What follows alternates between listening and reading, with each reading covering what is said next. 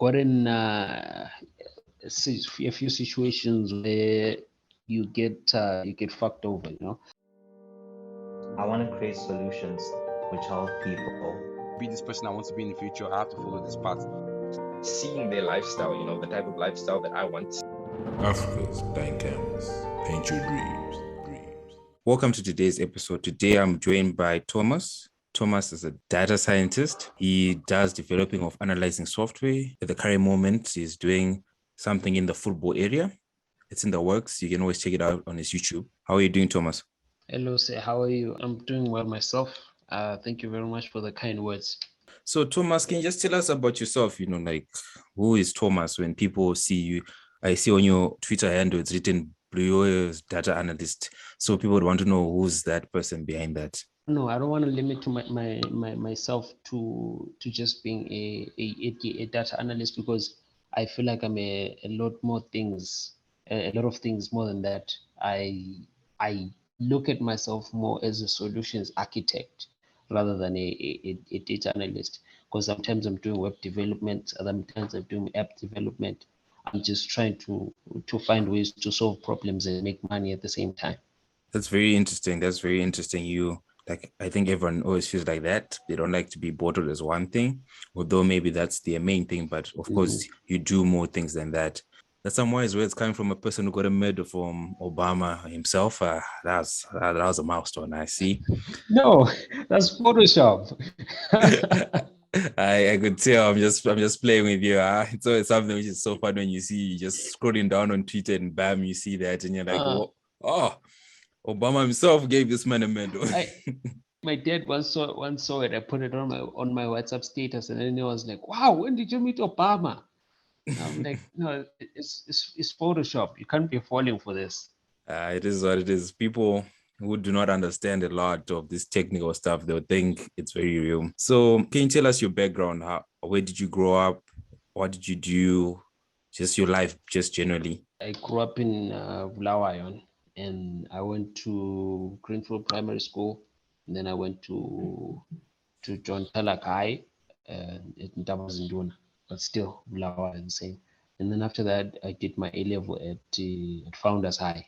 It's also in Bulawayo. And then I did my undergraduate in China at Ocean University of China, it's in Qingdao, close to the ocean in China. And then I came back here. I've been here since 2022, been working as a data analyst in different companies. Yeah, it's just been me.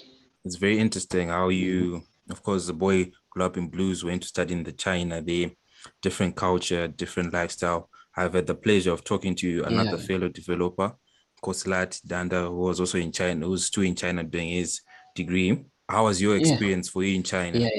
It was interesting and very eye-opening, then because I worked for a few companies while I was there, while I was also being a student. So I got to learn a lot of things, and I see and saw a lot of people doing a lot of unique things. But then at the same time, I wish I could have explored more things. But it was a great experience. The food, the people, everything, wonderful. As you always know that there are no mistakes, there are only lessons. Like you said, next time the opportunity comes around, you definitely branch out and access it more. So now in the question, to be more specific to what you're currently doing, how did you enter the field of data analysis or data science? So with data analysis, I was working at this company that was selling in China. They were selling hair, right? And then they wanted to advertise on Facebook and all of these things, but then they didn't know how to do it. So I was doing their web services at the time, and then slowly started more and more to do their advertising on online. So then while doing that, you start to receive all of this information, and you have to process it, and then you have to display it, and you have to give it to the people who are working above you, your supervisors. and slowly you start to become a data analyst, even though you don't realize it. And then more and more I started to shift to that role, and then after like a year I moved to a different job where large amount of my focus was just doing just data analysis for them.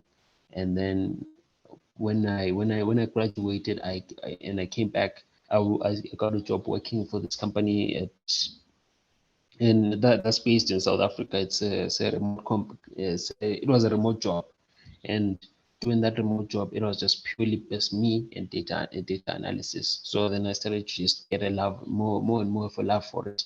And then around in November last year, I got into projects. I love doing like personal projects because I believe that's how you become a data analyst. You go out in the world, you collect real data, and you use it to solve real problems. So then I started doing data collection and analysis for football teams and D1 and stuff like that. I started posting about it like this year, but then I started that thing like a while ago. So I would be doing all of that, and in all of these personal projects. I left that job at the end of the year last year, and I started a new one in January, and that's where I'm still at, doing data analysis and all of this stuff. But there's always more to do, always more to do with data analysis. That's just me. My question then comes to this, like you said you were doing web services the first time you entered the field of data analysis. So I want to say, was your data analysis skills through educational route or through self-teachings? And so when I was doing my computer science degree, there was a module that we did on machine learning.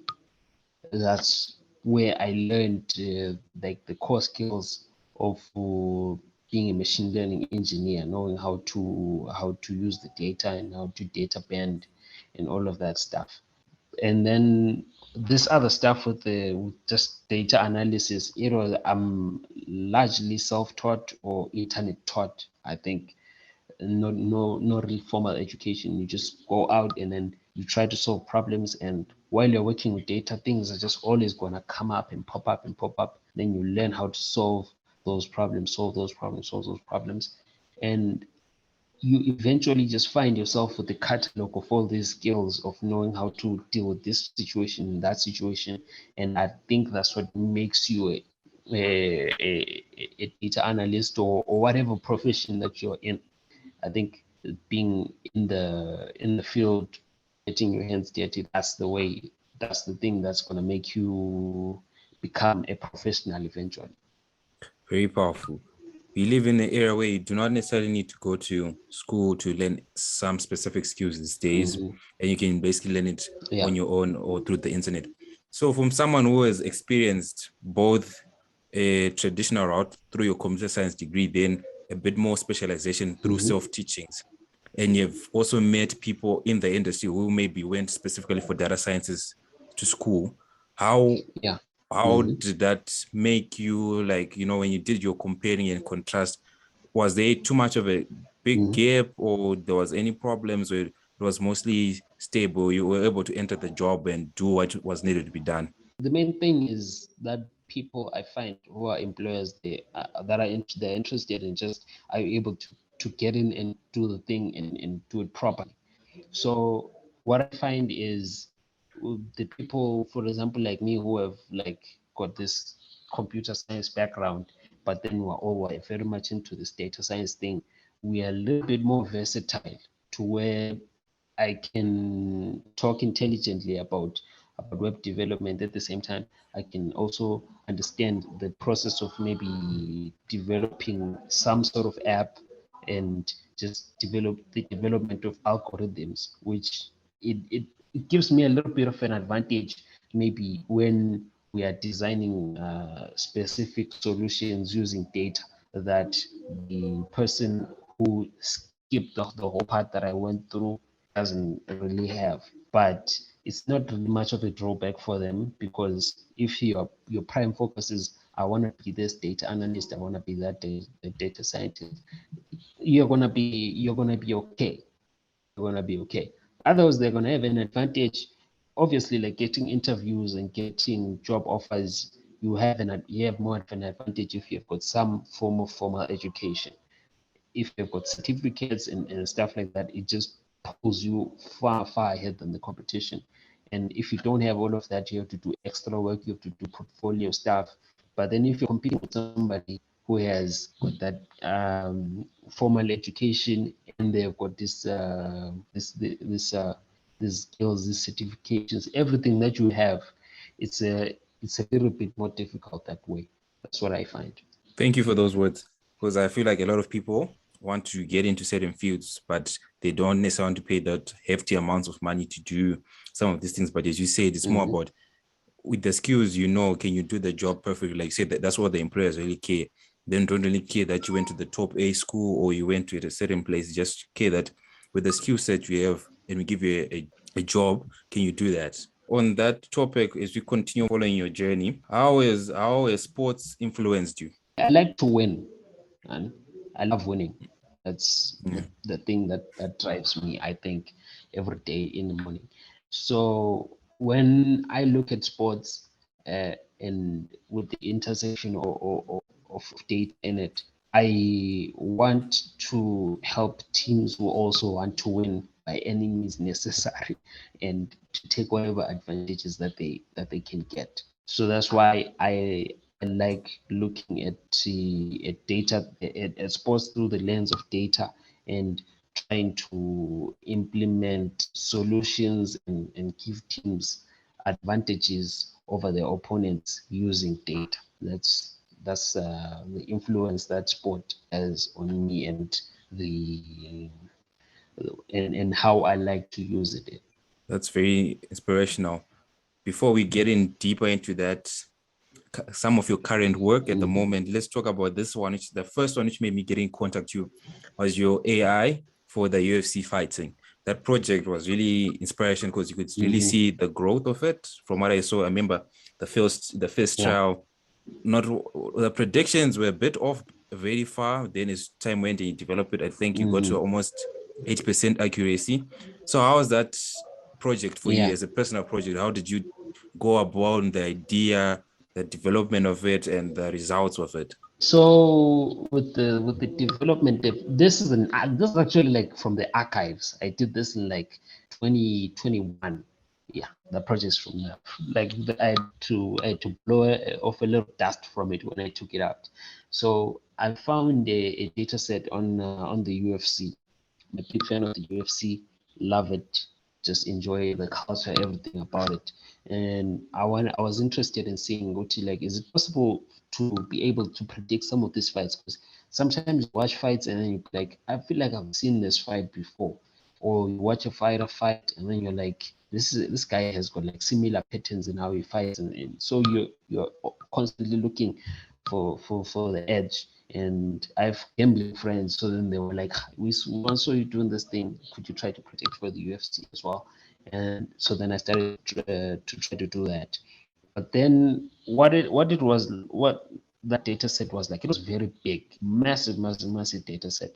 It has information about the fighters and their average, like significant strikes, takedowns, all of those things. They were there in the data set.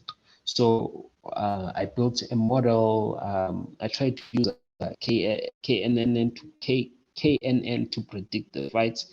KNN wasn't good because it's the space that it took up. It was just too much, and the accuracy wasn't even anything to write home about. So I couldn't use KNN. I couldn't use Run Forest. I couldn't use decision trees. It was all just going to be pointless. So then I decided to build a recurrent neural network.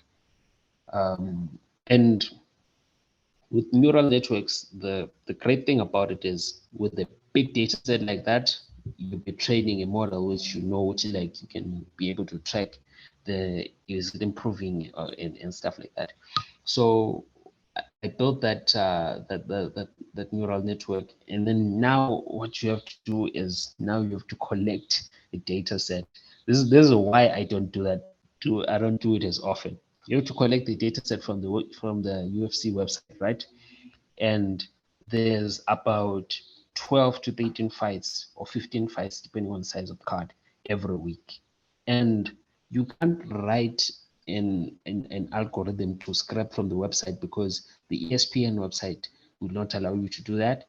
The UFCstats.com website won't allow you to do that. And even if they do, you still have to reformat it again. So it's going to take you more time to write this program, to run the script, and then to have the data in a way that you can put it back into the model and use it again, because that also on its own, it has to be in a particular order for it to work. So I have to like copy and then paste into sheets, into an Excel sheet, convert that Excel sheet to a CSV file, and then upload it to my Jupyter notebook and run it, and then now I have my predictions.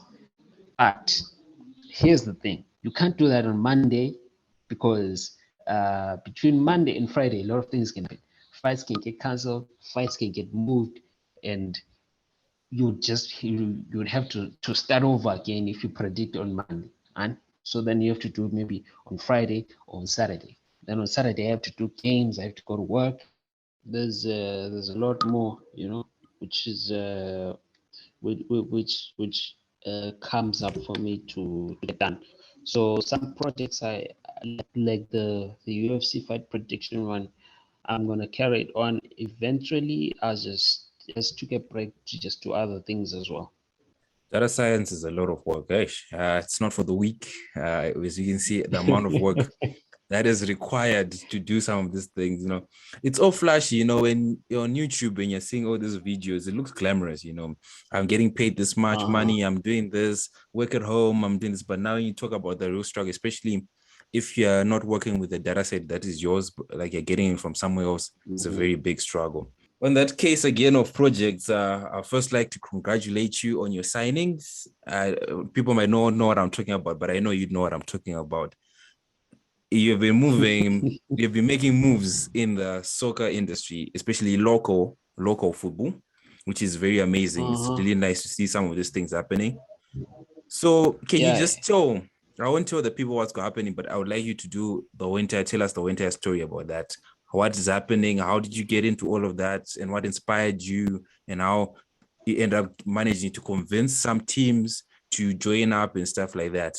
So, well, the news isn't as great as that. It hasn't come to that point yet, because I've gotten a few situations where you get fucked over, sorry for my language. Like you thought you have agreements, but then it turns out you don't really have agreements. You just have handshakes, and handshakes to pay bills. So, but yeah, we're still on the same program. What we do on it's go to these games.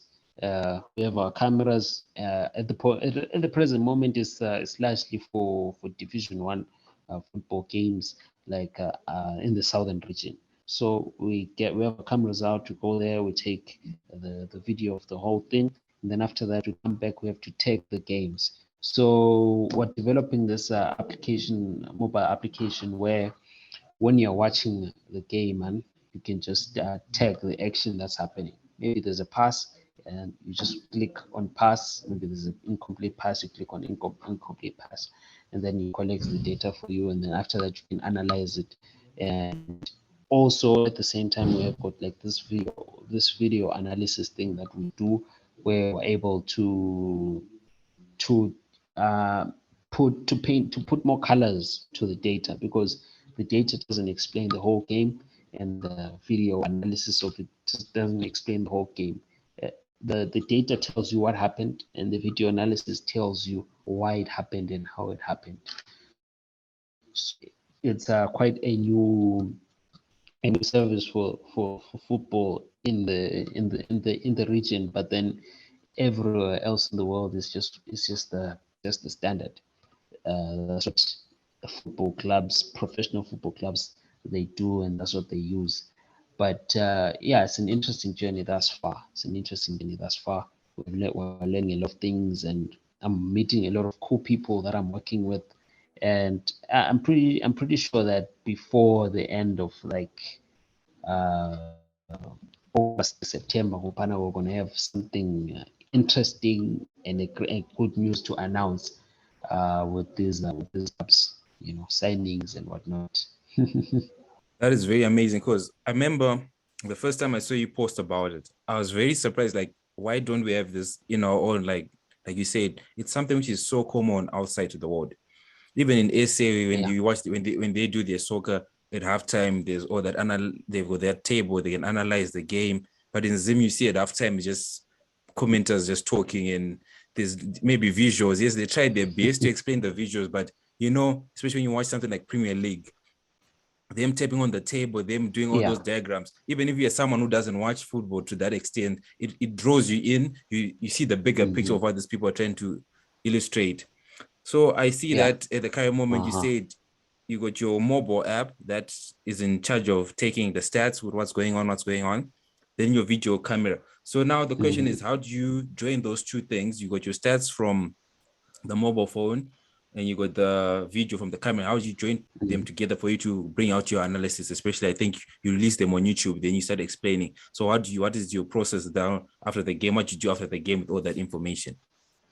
So after the game, the stats profit, it goes into my own database that I'm building in my computer, and I connect that to Power BI, and then I use Power BI for the BI analysis. And then for the stats, for the video analysis, I use a software from this other company. It's called Once Video Analyzer. It's quite great because you can track players, you can put drawings on the screen, illustration. It's quite high standard. I pay about $15 per month for it. Yeah, about $15 per month.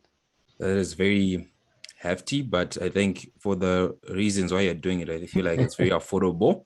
It's very affordable for you to pursue what you want until it blows up. It's something you talked about before, like, when you're doing these signings, you think you've got something happening, then you see that, no, this is all just rubbish. Can you tell us your experiences? How do you handle that? And what do you want people to know when they get into a situation like that? How best should they move forward? My goal generally, and this is what keeps me going, is like my goal. I want to be one of the best in the world at this. I don't want to be the best in Zimbabwe. I don't want to be the best in Africa. So people who drag you down and they pull you back when you're trying to achieve like these goals, it doesn't really affect the mission, because the mission is still simple. The mission is to do this so well that clubs like Arsenal and Man United, clubs all over the world, they look at you and then they recognize this is the skill that we're always on about. So it's not about here. It's because it's quite sad, but I know that if I get myself to a spot where I'm either working with or for an American football club or as an English club or something like that, that's when they're now going to come back to me and be like, hey, we also want you to come back to do this for us in our country. It's sad, but then that's just the way it is. So if it's always important to always remember what the ultimate mission is. If you understand your ultimate mission is very difficult for you to get held down by small by small drawbacks like this. The mission is very important. Yeah. And I think that's something we should all take accountable, that the mission is important because the mission is not a 1-day thing, a 1-week thing, a 1-year thing. And of course, it's not going to be smooth sailing, or it's just not going to be just cruising at altitude, but it's going to be difficult along the time. And as long as you have that mission in mind, even when you meet these minor setbacks, like you said before, that it doesn't affect you in that way. Yes, of course, it sucks. No one wants to be, done bad to, no one wants to feel that, but it sucks. But it's like, okay, what did I learn from this? What do I do different next time?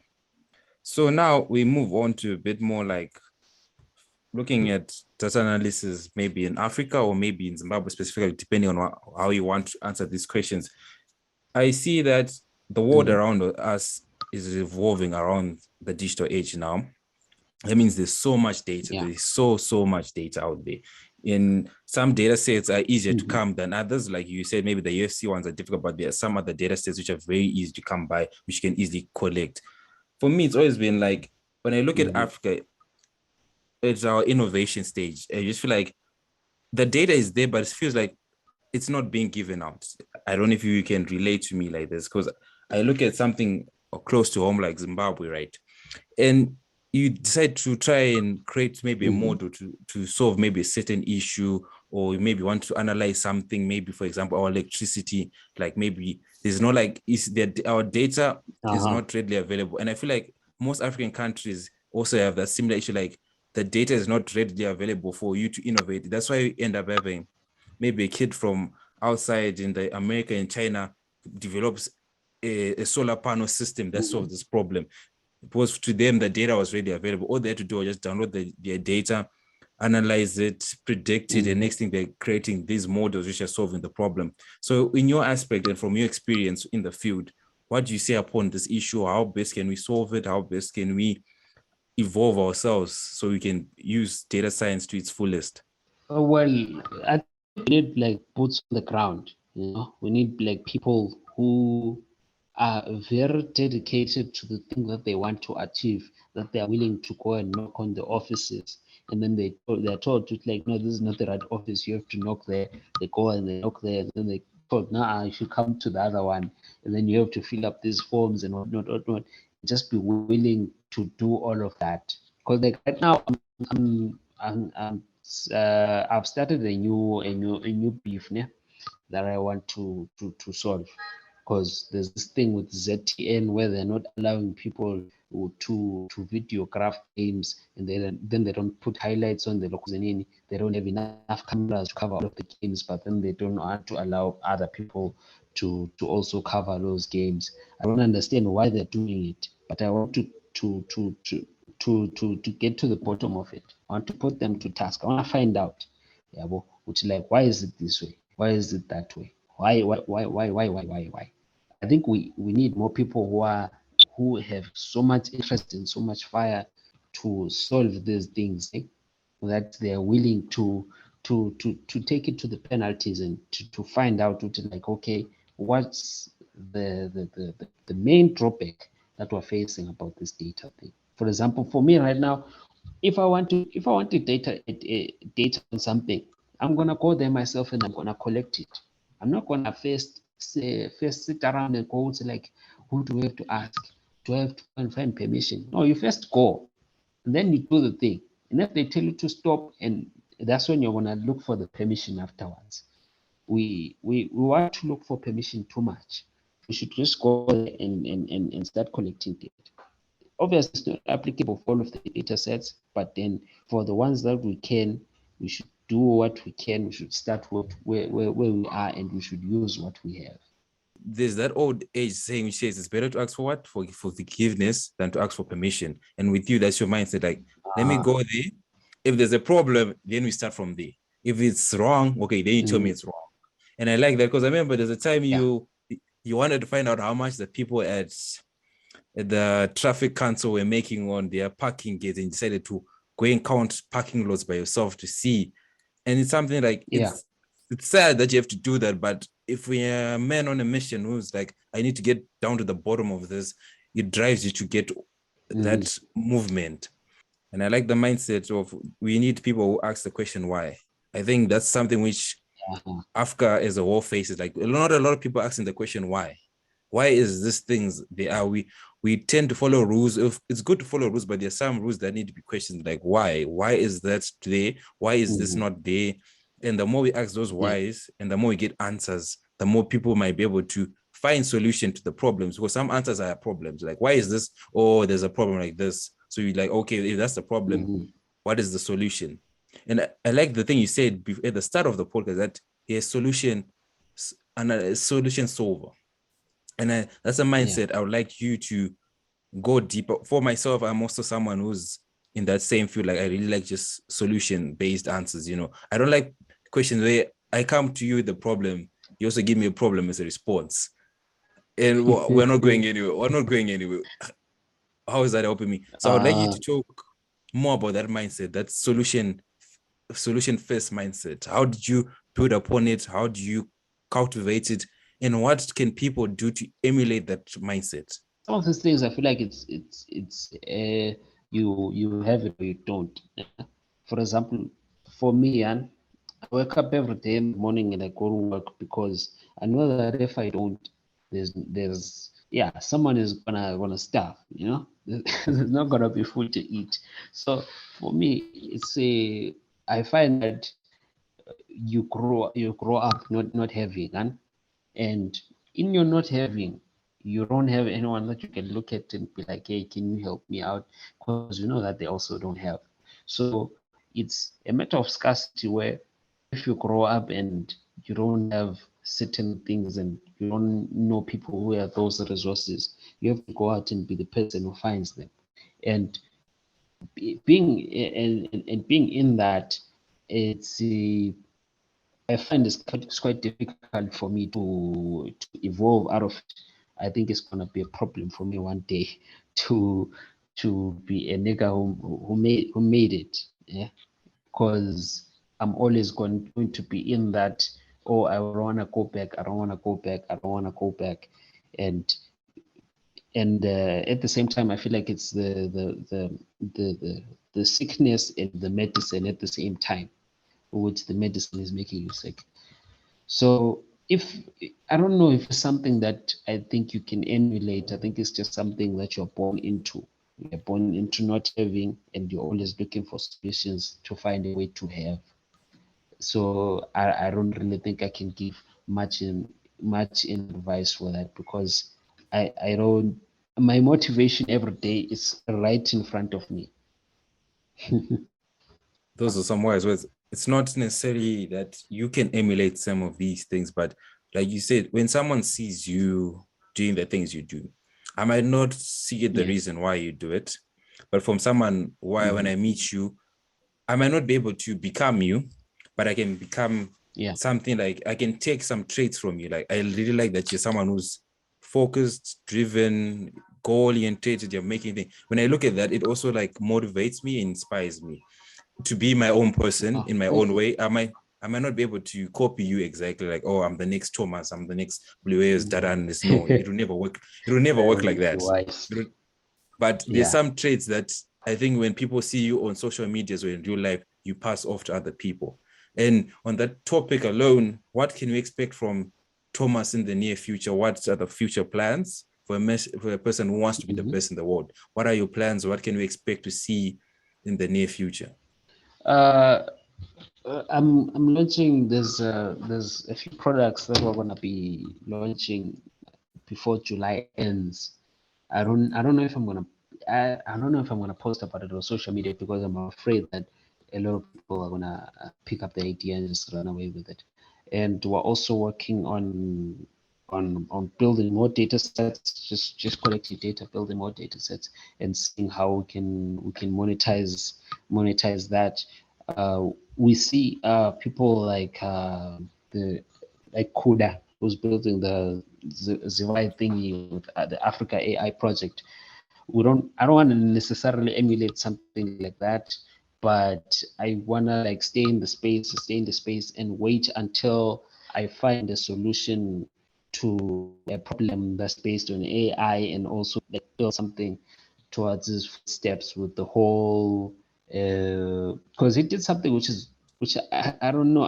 I've never seen someone do before, that thing where you like crowdsourcing for your funding something. So I'm considering doing something of that nature.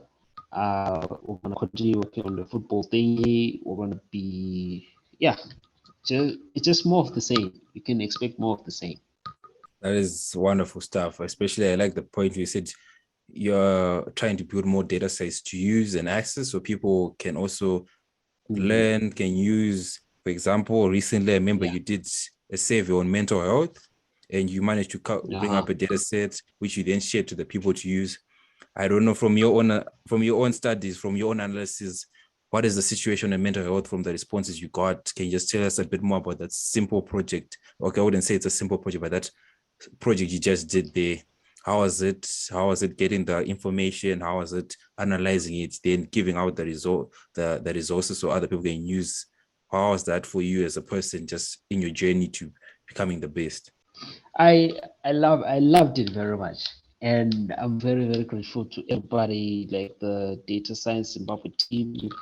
We did the whole challenge, and everyone who responded to the challenge, they built all their own cool data sets and stuff like that. It was just amazing to see, and all the people who filled up the survey, I think we had like 60 something responses, just massive, just amazing. I think the the idea behind all of that was initially to think, like, okay, we have a mental health crisis in Zimbabwe, everybody knows that, but we do not really have a solution for all those people that are going through all of these things who would like some help. And we do not know exactly how much are those people interested in paying so that we can develop solutions around that, maybe with people who are qualified psychologists, psychiatrists, and stuff like that. So that's what we were trying to solve behind it. To paint a clearer picture of the status of mental health in Zimbabwe, we would need a much more bigger data set, in my opinion. And I'm sorry that we might have to cut this short. I have to go to the studio at Kiona. I'm doing a football analysis show there. So that's what I think about the whole situation with the data set. Very, very grateful to everybody.